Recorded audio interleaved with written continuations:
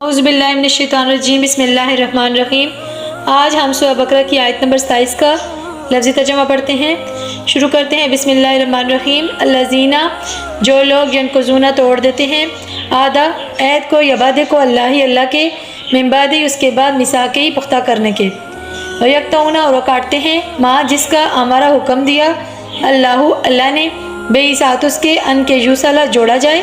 ویفسدون اور فساد پھیلاتے ہیں، فی الارض زمین میں، اولئک یہی لوگ، ہم وہی الخاسرون خسارہ پانے والے ہیں۔ اس آیت ربانی کے اندر اللہ رب العزت ارشاد فرماتا ہے جو لوگ اللہ کا وعدہ توڑتے ہیں اسے پختہ اقرار کرنے کے بعد اور اس کو کاٹتے ہیں جس کا اللہ نے حکم دیا تھا اور اسے جوڑے رکھیں، وہ زمین میں فساد پھیلاتے ہیں، وہی لوگ نقصان اٹھانے والے ہیں، یعنی وہی لوگ خسارہ پانے والے ہیں۔ ان آیت ربانی کے اندر اللہ رب العزت ارشاد فرما رہا ہے، مفسرین نے عہد کے مختلف مفہوم بیان کیے، مثلا اللہ تعالیٰ کی وہ وصیت جو اس نے اپنے حکم کو بجا لانے اور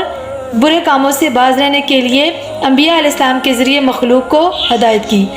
وہ عہد جو اہل کتاب سے تورات میں لیا گیا کہ نبی آخر الزمان کے آ جانے کے بعد تمہارے لیے ان کی تصدیق کرنا اور ان کی نبوت پر ایمان لانا ضروری ہوگا۔